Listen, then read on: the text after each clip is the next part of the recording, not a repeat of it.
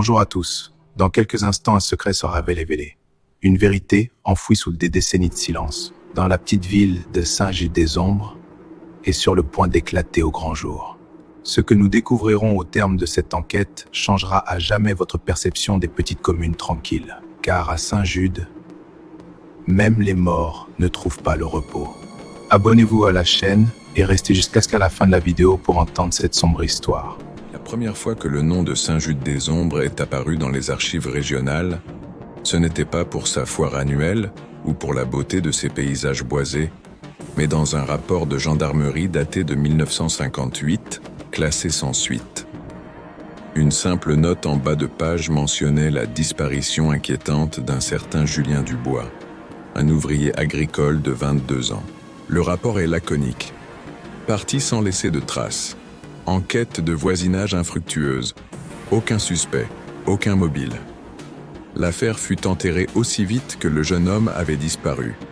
Mais ce n'était que le début. Saint-Just-des-Ombres, ce village niché au creux d'une vallée que les cartes semblent vouloir oublier, n'est pas un lieu comme les autres. Ses habitants, une poignée d'âmes vivant au rythme des saisons, ont appris à se taire. Le silence ici n'est pas une absence de bruit, c'est une règle, un pacte tacite scellé par la peur. Au fil des ans, d'autres noms se sont ajoutés à la liste informelle des partis sans laisser d'adresse. En 1967, c'est une famille entière, les Fournier, qui s'est volatilisée. Leur maison, laissée intacte, avec le dîner encore sur la table, est devenue une sorte de mausolée macabre que personne n'osait approcher. Les autorités de l'époque, basées à plusieurs dizaines de kilomètres, ont conclu à un départ précipité pour des raisons financières, une explication commode qui ne satisfaisait personne, mais qui permettait de refermer le dossier. Les rumeurs, elles, parlaient d'autre chose. Des chuchotements dans l'unique café du village évoquaient des lumières étranges dans la forêt, des silhouettes furtives aperçues à la lisière des bois, des ombres qui semblaient danser les nuits sans lune. Mais jamais personne n'a osé parler à voix haute. Jamais un témoignage officiel. La peur était plus forte que la vérité. Notre enquête a commencé par un appel anonyme, il y a 6 mois. Une voix tremblante, celle d'une femme âgée, nous a simplement dit « Le silence de Saint-Just va se briser. Cherchez la cloche de l'ancienne chapelle. Elle n'a pas sonné depuis 50 ans, mais elle sait. » Puis la communication a coupé. Cette chapelle, abandonnée depuis un incendie dans les années 70, se trouve à l'écart du village, presque engloutie par la végétation. La cloche, nous l'avons retrouvée, non pas dans le clocher en ruine, mais au fond d'un puits asséché à proximité. Et ce que nous avons découvert gravé dans le bronze a donné une toute nouvelle dimension à notre enquête. Ce n'était pas une inscription religieuse, mais une liste de noms et de dates. Les noms des disparus. Et à côté de chaque nom, un symbole étrange, une sorte de spirale. C'était la première preuve tangible que ces disparitions n'étaient pas des coïncidences, mais les pièces d'un puzzle macabre. Les anciens du village, quand on leur présentait ce symbole, devenaient pâles. Ils le reconnaissaient, mais refusèrent d'en parler, détournant le regard, murmurant des prières. C'était le sceau du secret, la marque de ce qui ne devait pas être dit. Nous avons contacté un historien local, un homme qui a consacré sa vie aux légendes de la région. Il nous a parlé d'un vieux culte païen, bien antérieur à la fondation du village, un culte qui vénérait une entité de la forêt, une chose qui marche entre les arbres. Selon la légende, cette entité exigeait un sacrifice périodique pour garantir la prospérité et la paix, un sacrifice humain. L'historien a ri, qualifiant cela de folklore. Mais son rire sonnait faux. Dans ses archives personnelles, nous avons trouvé une coupure de presse jaunie de 1958, un petit entrefilet dans un journal local. Il relatait un fait divers anodin. Un groupe de chasseurs avait rapporté avoir entendu des chants étranges et vu des storches dans la forêt la nuit même de la disparition de Julien Dubois.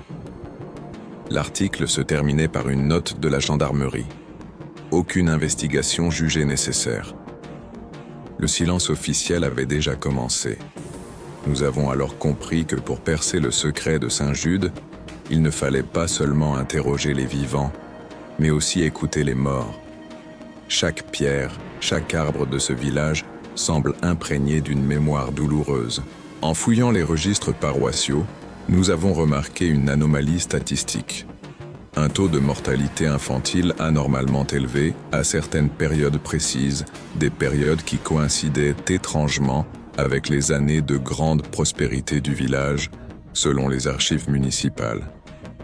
Des enfants morts-nés, des accidents domestiques tragiques, trop nombreux pour être naturels. Était-ce là le véritable prix du silence ? Les sacrifices n'étaient peut-être pas ceux que la légende décrivait. La vérité était peut-être encore plus monstrueuse, cachée non pas dans la forêt, mais au cœur même des familles de Saint-Jude. La cloche n'était qu'un début. Elle était la clé qui ouvrait la première porte. Mais derrière cette porte, il n'y avait pas une seule vérité, mais un labyrinthe de mensonges. Et au centre de ce labyrinthe, une question terrifiante commençait à prendre forme. Et si les monstres n'étaient pas dans les bois, mais assis sur les bancs de l'église ? Chaque habitant semblait jouer un rôle, porter un masque. Le maire, affable et accueillant, évitait systématiquement nos questions sur le passé. Le curé, un homme jeune fraîchement arrivé, nous a avoué à demi-mot sentir un poids dans sa paroisse, une tristesse ancienne qu'il ne parvenait pas à définir. Les quelques jeunes qui n'avaient pas encore fui le village parlaient d'une atmosphère étouffante, d'un sentiment constant d'être observé. Saint-Jude des Ombres n'était pas une communauté, c'était une prison à ciel ouvert, où les geôliers étaient aussi les prisonniers. Le symbole de la spirale, nous l'avons retrouvé ailleurs, discrètement gravé sur le linteau de certaines vieilles maisons, sur des pierres tombales anonymes au fond du cimetière. Il était partout et nulle part à la fois. C'était la signature d'un pacte, mais un pacte avec qui ou avec quoi ? La réponse se trouvait peut-être dans les archives départementales, dans un dossier que tout le monde avait oublié.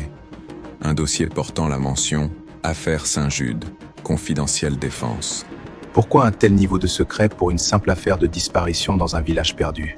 Quelque chose clochait, terriblement. L'accès à ce dossier classifié confidentielle défense a été un parcours du combattant.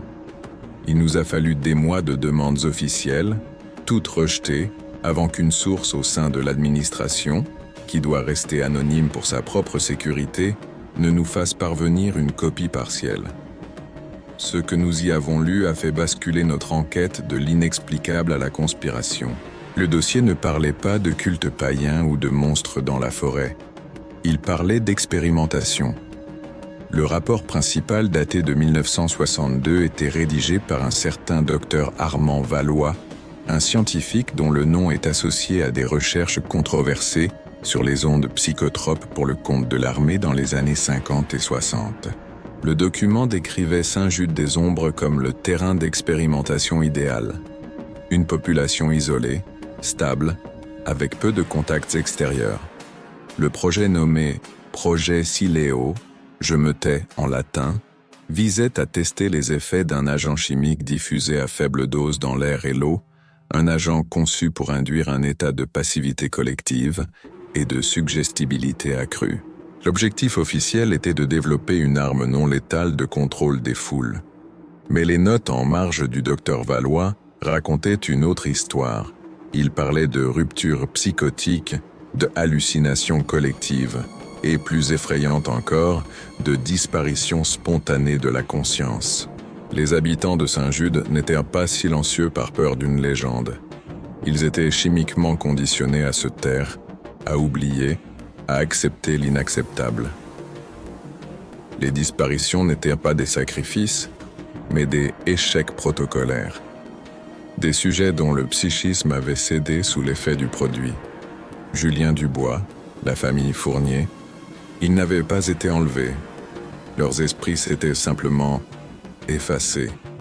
Leurs corps, devenus des coquilles vides, avait probablement été pris en charge par l'équipe du docteur Valois et éliminé pour ne laisser aucune trace. Les lumières dans la forêt, les silhouettes, les champs, ce n'étaient pas des créatures surnaturelles, mais les scientifiques et les militaires du projet Sileo qui surveillaient leur laboratoire à ciel ouvert. Nous avons retrouvé la trace d'un ancien infirmier militaire qui avait été assigné au projet. Aujourd'hui âgé de plus de 80 ans vivant reclus, il a d'abord refusé de nous parler. Mais lorsque nous lui avons montré le symbole de la spirale, son visage s'est décomposé. Le logo du projet, a-t-il murmuré. Il nous a alors raconté l'horreur. Il nous a décrit comment il diffusait le produit via les canalisations d'eau potable et par pulvérisation aérienne nocturne. Il nous a parlé des crises qui secouaient parfois le village, des moments où la réalité semblait se déchirer pour les habitants, provoquant des vagues de paranoïa et de violence soudaine, rapidement étouffées par une augmentation des doses. Il se souvenait du petit Martin, 8 ans, qui avait commencé à dessiner des spirales partout, en disant qu'il voyait l'homme tordu dans les arbres. L'enfant est tombé dans un puits quelques jours plus tard. Un accident, officiellement. L'infirmier nous a avoué que c'était lui qui avait gravé les noms sur la cloche, des années plus tard, rongé par le remords. C'était sa façon de créer un mémorial secret, un avertissement que personne ne pouvait comprendre. Le projet Sileo a été officiellement arrêté en 1975, après un incident majeur, l'incendie de la chapelle. Selon le rapport officiel, ce fut un accident dû à un éclair. Mais l'infirmier nous a révélé la vérité. Un groupe d'habitants, dans un éclair de lucidité collective, avait compris qu'ils étaient empoisonnés. Ils se sont rebellés. Ils ont tenté d'attaquer le poste de commandement secret qui était caché dans le sous-sol de la chapelle. L'armée a répliqué. L'incendie a été déclenché pour effacer toutes les preuves et maîtriser la rébellion. Plusieurs villageois sont morts cette nuit-là, leur nom ajouté à la longue liste des accidents. Après 1975, les expérimentations actives ont cessé, mais les effets du produit étaient rémanents, inscrits dans la terre, dans l'eau et peut-être même dans la génétique des habitants. Le silence était devenu une seconde nature, une habitude transmise de génération en génération. Les autorités locales, le maire, le médecin de l'époque, n'étaient pas des complices volontaires. Ils étaient eux-mêmes des victimes, leur jugement altéré, leur mémoire fragmentée. Ils participaient à l'étouffement de la vérité parce qu'ils étaient programmés pour le faire. Cette conspiration n'était pas seulement l'œuvre de quelques scientifiques fous, elle était cautionnée au plus haut niveau de l'État sous le sceau du secret défense. Saint-Jude-des-Ombres était un sacrifice sur l'autel de la raison d'État. Mais l'histoire ne s'arrête pas là. Le dossier que nous avons reçu était incomplet. Il manquait les annexes et surtout, le rapport final du docteur Valois, celui qui décrivait les effets à long terme et les conséquences imprévues du projet Sileo. Notre source nous a prévenus. Ce que vous savez n'est que la surface. Le véritable objectif du projet n'était pas le contrôle des foules. C'était autre chose. Quelque chose qu'ils ont réveillé. Cette phrase glaçante a résonné en nous. Qu'est-ce qui pouvait être pire que des décennies de manipulation mentale? Qu'avait-il réveillé dans la vallée de Saint-Jude? La légende du culte païen, que nous avions écartée comme une simple fable pour masquer la réalité scientifique, revenait soudain nous hanter. Et si ce n'était pas l'un ou l'autre? Et si la science et le folklore n'étaient que les deux faces d'une même et monstrueuse pièce? Nous avons décidé de retourner à Saint-Jude, avec ces nouvelles informations. Mais cette fois, nous ne cherchions plus des témoignages. Nous cherchions des preuves de ce qui se passait maintenant, car la femme au téléphone nous l'avait dit. Le silence s'est brisé, au présent. Quelque chose était en train de se produire. Et nous avions le sentiment terrifiant que le projet Sileo n'était peut-être pas terminé. Il était peut-être simplement entré dans une nouvelle phase. Notre retour à Saint-Jude-des-Ombres fut radicalement différent. Le village, autrefois silencieux et passif, semblait désormais rongé par une fièvre invisible. Les regards n'étaient plus fuyants, ils étaient vides. Les gens se déplaçaient avec une lenteur étrange, comme des somnambules. Dans le café, personne ne parlait. Le seul son était le bourdonnement d'une télévision diffusant des images, sans que personne ne les regarde. Une atmosphère de fin du monde pesait sur la vallée. C'est là que la reviravolta s'est produite. En voulant filmer la maison abandonnée de la famille Fournier, nous avons remarqué que la porte, autrefois scellée par la gendarmerie, était entr'ouverte.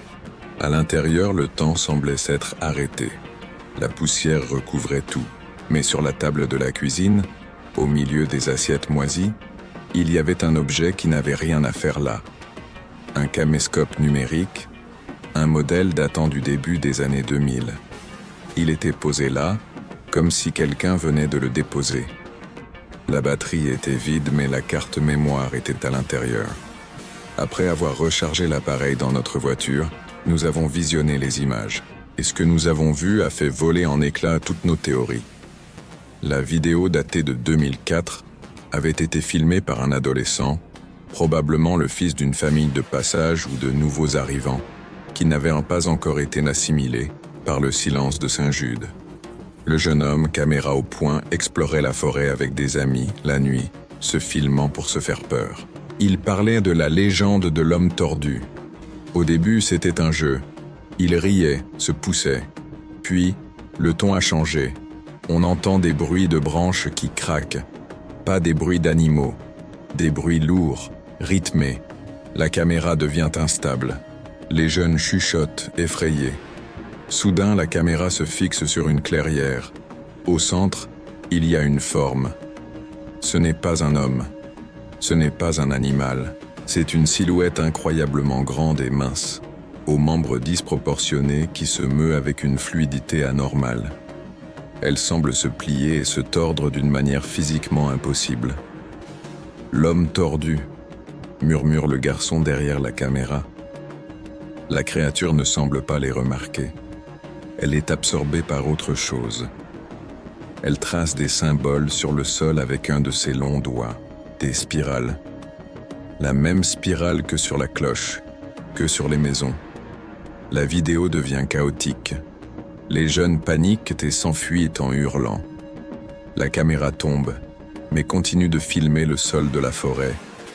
On entend des cris, puis un silence soudain et total. La vidéo s'arrête là. Cette cassette changeait tout. Le projet Siléo était réel. La conspiration militaire était réelle. Mais la créature de la forêt l'était aussi. La légende n'était pas une couverture pour l'expérience. L'expérience était une couverture pour la légende.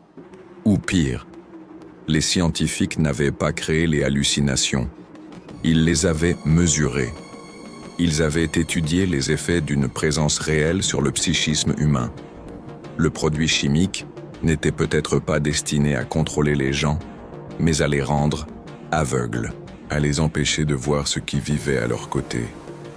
Le silence n'était pas seulement une règle sociale ou un effet chimique, c'était un mécanisme de survie.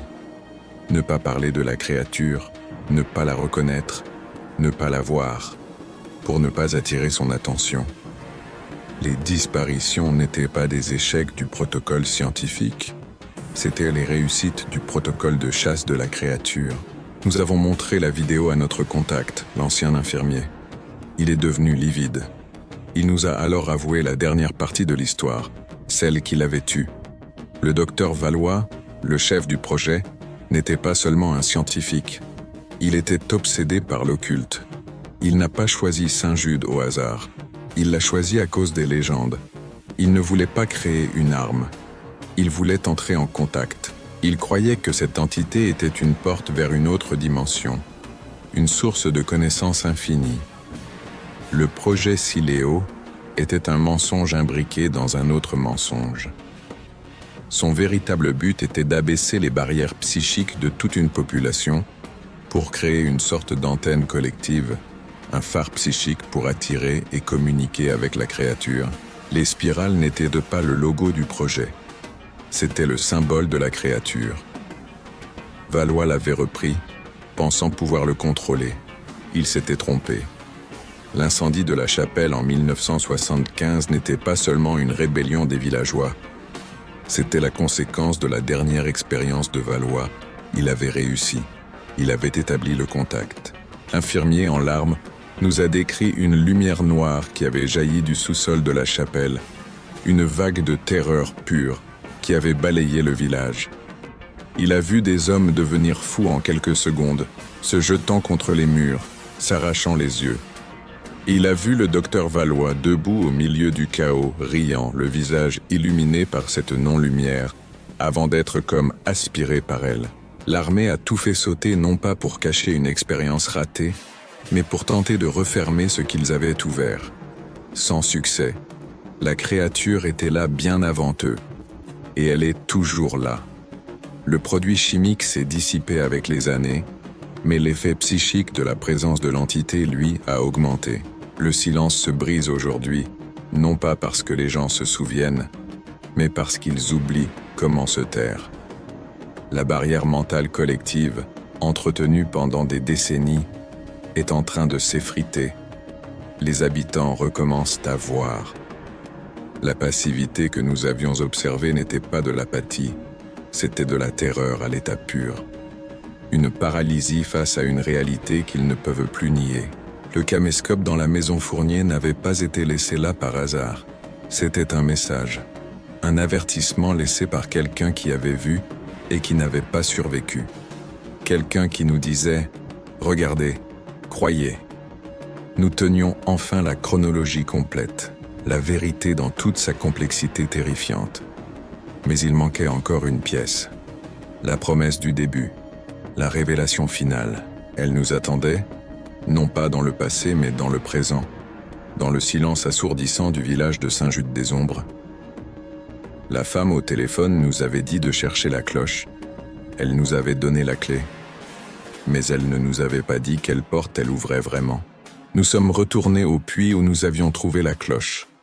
Cette fois, nous ne cherchions pas des inscriptions, mais ce qu'il y avait en dessous. Armés de lampes et de cordes, nous sommes descendus dans l'obscurité. Le puits était plus profond qu'il n'y paraissait. Au fond, obstrué par des débris, se trouvait une trappe en métal rouillé.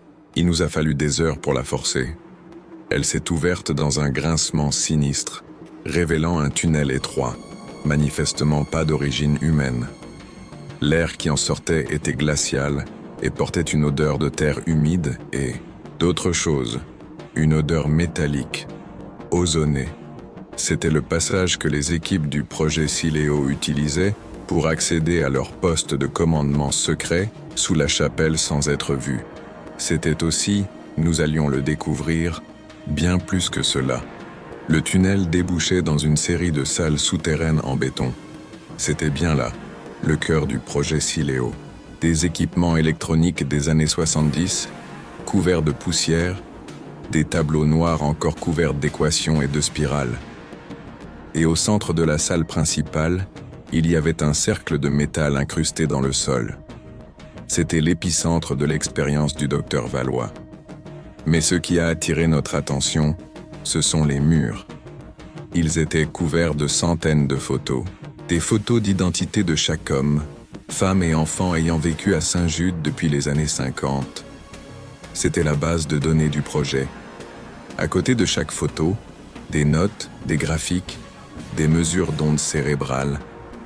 Et sur certaines photos, une simple croix rouge tracée à l'encre. Les échecs protocolaires, les disparus. En regardant de plus près, nous avons remarqué autre chose.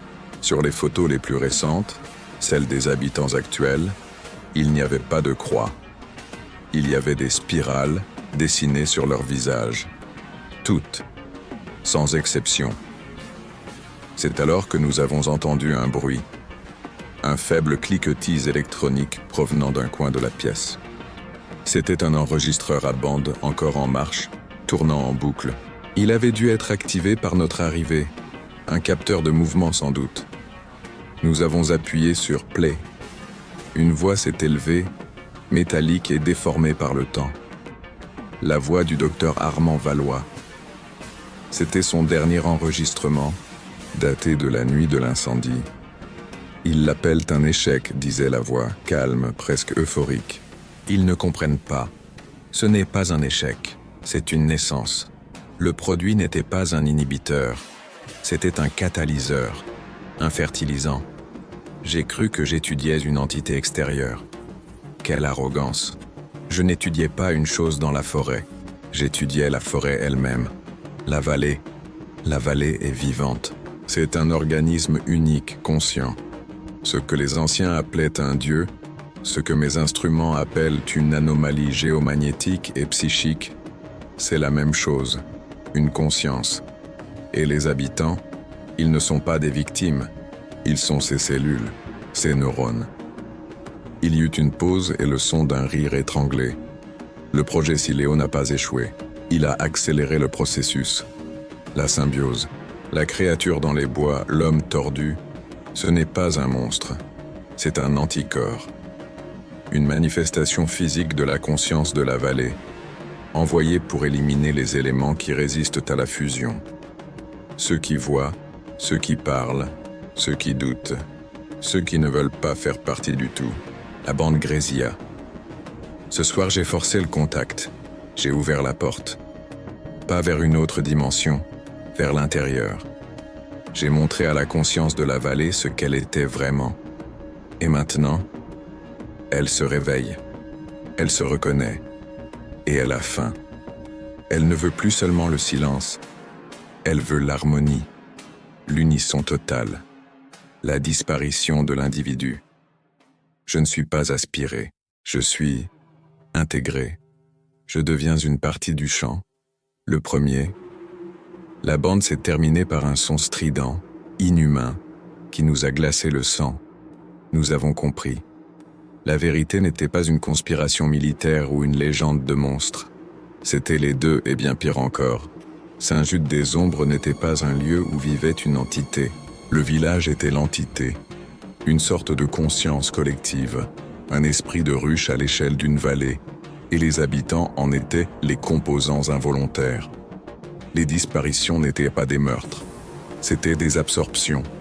L'entité éliminait les cellules cancéreuses, les individus qui menaçaient l'intégrité du tout, et le projet Sileo, en tentant de manipuler cette conscience, l'avait en fait pleinement éveillée. La passivité actuelle des habitants n'était pas de la peur. C'était la phase finale de l'intégration. Le « je » était en train de s'effacer au profit du « nous ». Il devenait un. Et la révélation finale, la promesse que nous vous avions faite au début, la voici.